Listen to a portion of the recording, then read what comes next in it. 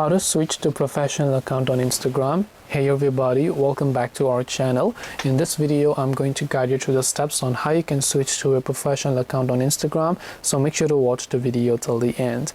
Now if you would like to switch to a professional account on Instagram, all you have to do is, currently I have a personal account, so if I want to switch to professional, open up Instagram, come to the profile page over here, then tap on the three lines option from the top right, then just go to the option called settings and privacy, from where you want to simply scroll down and look for an option that says account type and tools. So here you can see account type and tool.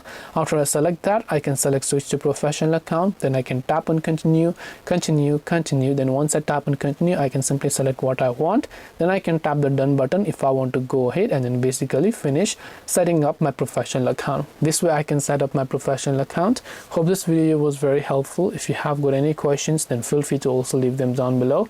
Thank you for watching till the very end, and see you soon in the next video.